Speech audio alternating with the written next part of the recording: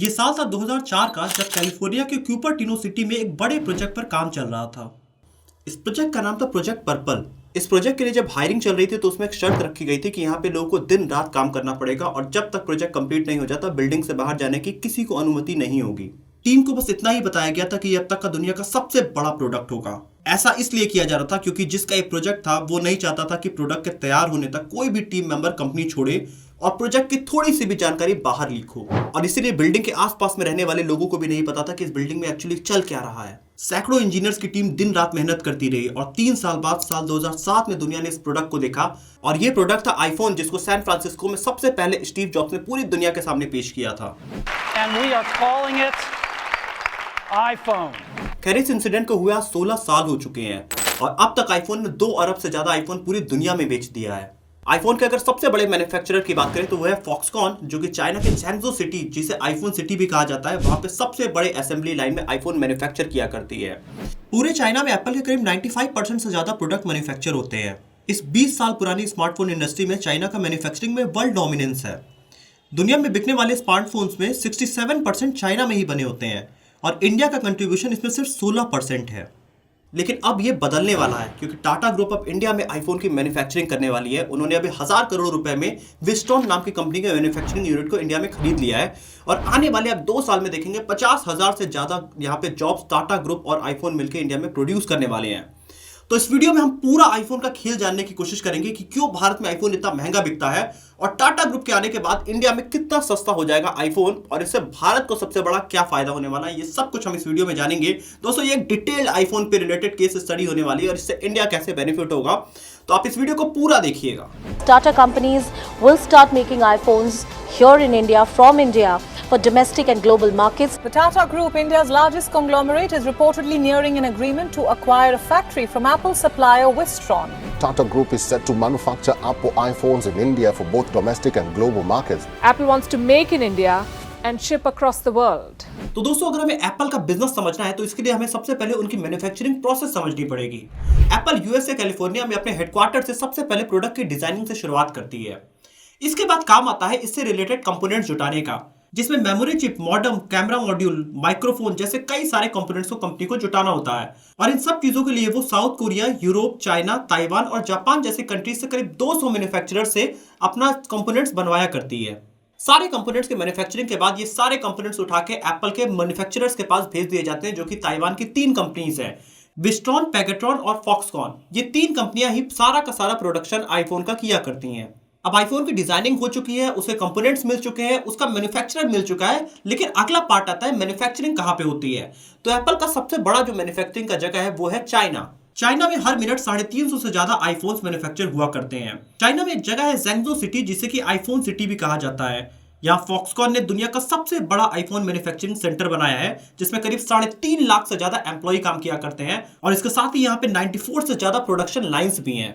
Manufacturing plant पे हर एक line पे आईफोन बनने की शुरुआत होती है, जहाँ पे पॉलिशिंग, सोल्डरिंग, ड्रिलिंग, फिटिंग जैसे 400 से ज्यादा स्टेप्स होके गुजरते हैं और फिर आपका एक आईफोन बनके तैयार हो जाता है। इसके बाद इसको ग्लोबली पूरे दुनिया भर के मार्केट्स में भेज दिया जाता है बेचने के लिए। लेकिन वर्ल्ड की one of the most valuable company ने यहाँ पे एक बड़ी गलती कर दी है अपने बिजनेस मॉडल में। एक्चुअली पिछले 22 सालों से एप्पल करीब 95% जो मैन्युफैक्चरिंग होती है उसके लिए वो चाइना पे डिपेंडेंट है और पिछले कुछ सालों में यूएस और चाइना के बीच में ट्रेड रिलेशन अच्छे नहीं रहे हैं, फिर चाहे वो ट्रंप की गवर्नमेंट रही हो या फिर बाइडेन की गवर्नमेंट आई हो। इन दोनों ही गवर्नमेंट में यूएस और चाइना के बीच में टसल लगातार बढ़ते जा रहे हैं और इस बात को एप्पल ने भी अपने फाइनेंशियल रिपोर्ट पे एडमिट किया कि पॉलिटिकल इवेंट या फिर इंटरनेशनल डिस्प्यूट की वजह से उनके भी बिजनेस के ऊपर इंपैक्ट हो सकता है। इस बात का एप्पल को अब एहसास हो चुका है कि अगर कभी भी ट्रेड रिलेशन खराब हुए या फिर जिस तरीके से इंटरनेशनल वॉर की स्थिति बन रही है, तो कभी अगर चाइना और यूएस के बीच में ट्रेड रिलेशन बहुत खराब हो गए तो इनकी पूरी कंपनी एक दिन में बंद हो सकती है, क्योंकि एप्पल पूरी तरीके से अपनी मैन्युफैक्चरिंग के लिए चाइना पे अभी तक डिपेंडेंट है और एप्पल अब चाइना के ऊपर से अपनी डिपेंडेंसी कम करना चाहता है। इसलिए वो अब नियर बाई मार्केट्स को देख रहा है,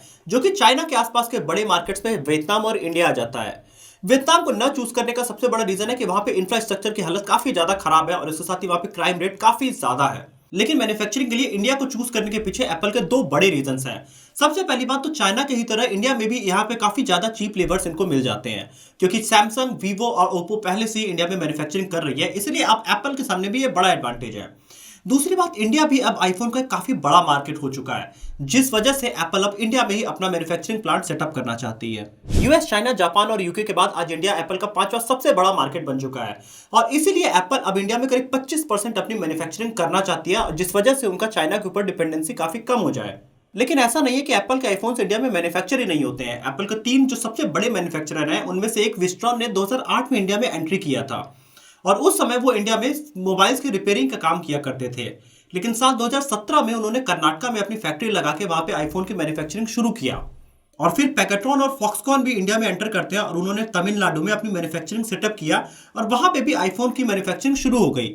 लेकिन धीरे धीरे विस्ट्रॉन के सामने सस्टेनेबिलिटी का चैलेंज इंडिया में बढ़ता गया, क्योंकि विस्ट्रॉन इंडिया में सिर्फ आईफोन की असेंबलिंग करती है। जितने कंपोनेंट्स बाहर से आते हैं उनको असेंबल करके आईफोन रेडी कर देती है और इसके साथ ही जो भी कंपोनेंट्स इंडिया में आते हैं उनकी इंपोर्ट ड्यूटी उनको इंडिया गवर्नमेंट को देनी होती है, जिस वजह से असेंबलिंग में मार्जिन वैसे ही कम होता है और कंपनी का मार्जिन लगातार गिरता जा रहा था, जिस वजह से कंपनी ने इंडिया का मार्केट छोड़ने का सोचा और यहीं पे टाटा ग्रुप की एंट्री होती है।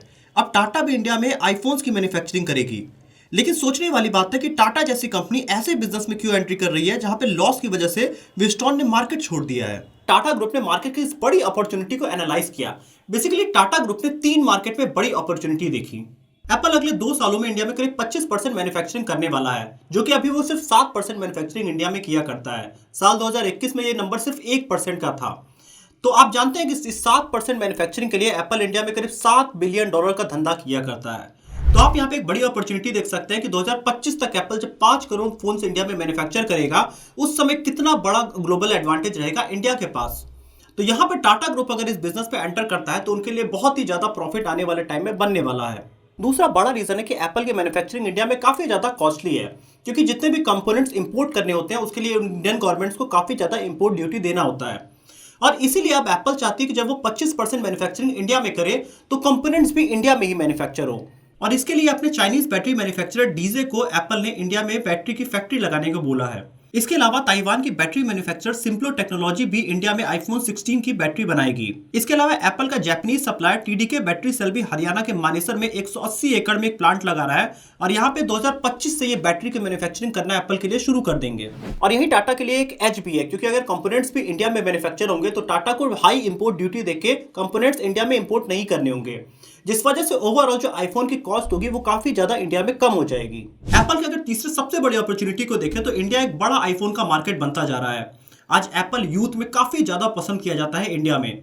अगर 2019 में देखें तो इंडिया में सिर्फ 1% आईफोन खरीदा जाता था। 2020 में ये बढ़ के 2% हुआ, 2022 में 4% हुआ और 2023 के सितंबर क्वार्टर में ये 6% हो चुका है। इसके साथ ही अगर हम 8 से 15 अक्टूबर के फेस्टिव सीजन की सेल में अमेजॉन और फ्लिपकार्ट में देखें तो करीब 15 लाख आईफोन्स पहली बार इंडिया में सेल किए गए हैं और ये डिमांड इंडिया में लगातार बढ़ती ही जा रही है। और इसी अपॉर्चुनिटी को देख के टाटा ग्रुप ने विस्ट्रॉन का जो टोटल मैन्युफैक्चरिंग प्लांट था उसको 1000 करोड़ में खरीद लिया है और वो इंडिया के सबसे पहले होम मैन्युफैक्चरर बनने जा रहे हैं आईफोन के। टाटा अपना मैन्युफैक्चरिंग प्लांट तमिलनाडु के होसूर में लगाने जा रहा है, जहां पे करीब 20 आईफोन की असेंबली लाइन्स होंगी और अगले 2 सालों के अंदर यहाँ पे करीब 50,000 लोगों के लिए नई जॉब्स क्रिएट हो जाएंगी।